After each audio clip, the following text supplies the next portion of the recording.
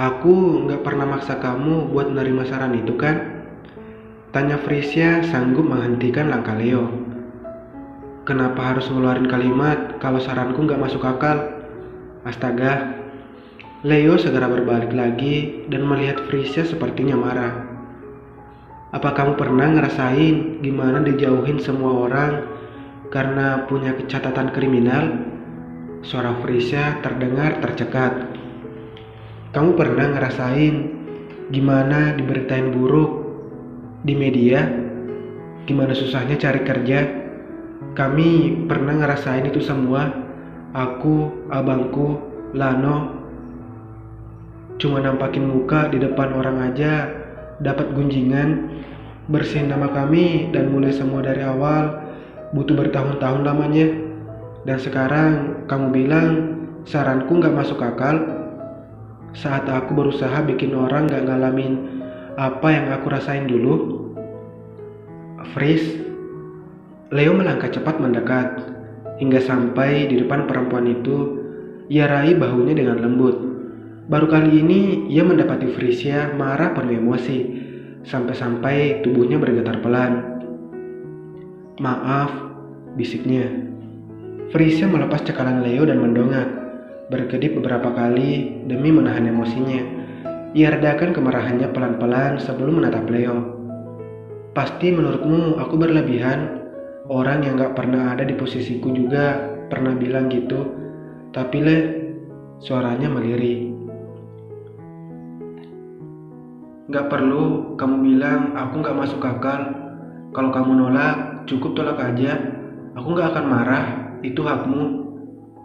Iya Fris, maafin aku, ujar Leo lagi. Ia menyesal sudah menyakiti perasaan Frisia. Bagi Frisia, Venita yang mengiyakan segala penawaran itu sudah cukup.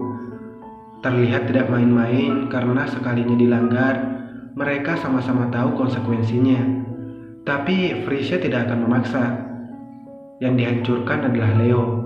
Jadi lelaki itu yang tahu persis bagaimana harus bertindak.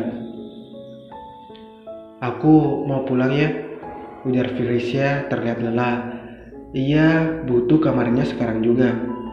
Aku antar, Frisia menggeleng. Aku suruh sopir, usul Leo. Ia tahu Frisia sedang tidak ingin melihatnya sekarang. Ia berusaha maklum. Gak usah, Frisia. Leo tetap mendebat. Ia akan khawatir kalau Frisia pulang sendiri. Aku panggilin sopir, putusnya.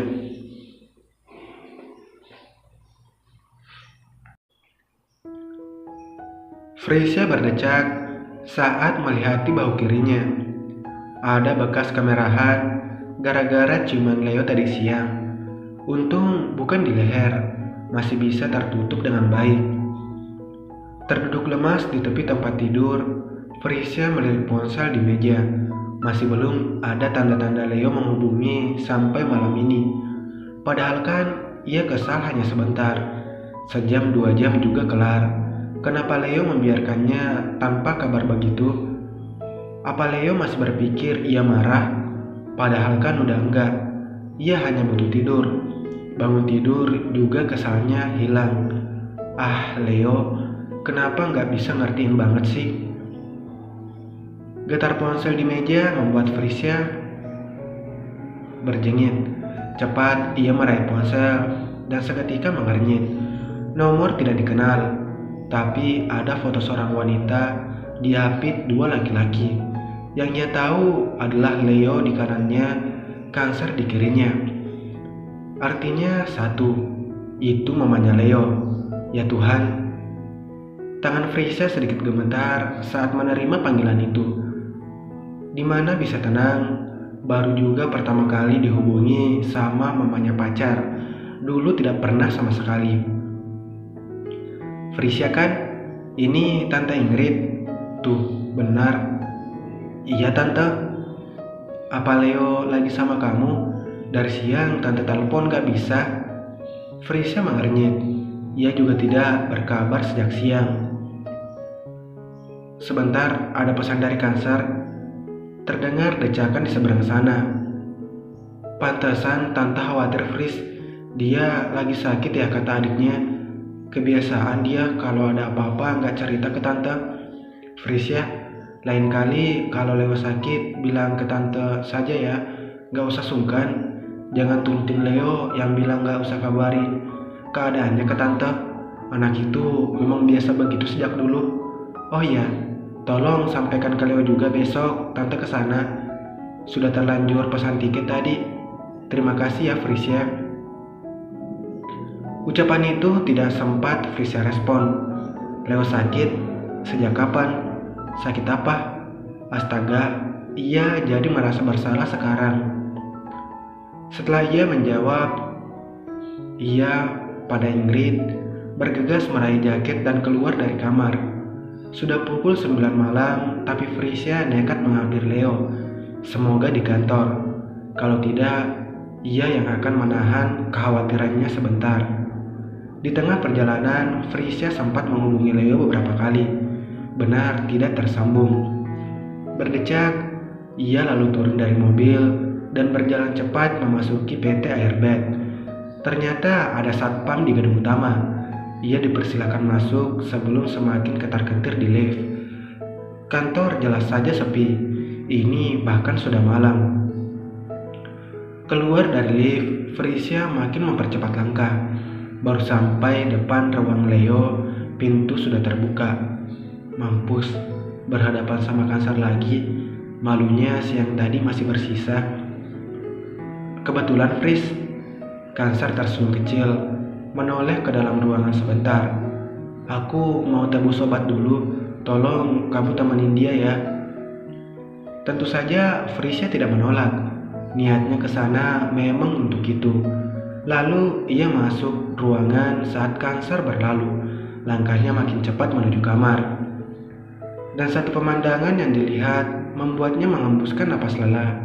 Leo berbaring membelakanginya, tidak sadar kalau ia datang. Atau mungkin sadar, tapi tidak tahu kalau itu dirinya. Lambat Frisya menutup pintu lalu mendekat. Leo masih memejamkan mata. Ruangan tidak terlalu terang, tapi cukup membuat Frisya sadar kalau wajah Leo memerah. Duduk di tepi ranjang, kedua mata itu membuka. Frisya mengulurkan tangan. Dari jarak segitu sudah terasa panas tubuh Leo baginya. Pintar ya, habis bikin marah, sekarang bikin khawatir, desis Frisya. Padahal tadi Leo masih baik-baik saja, selain merasa pusing tentu saja. Habis ngapain sampai demam gini coba? Nada Frisya terdengar sebal, meski tangannya mengusap lembut dahi Leo. Leo mengerjap, matanya berair dan memerah.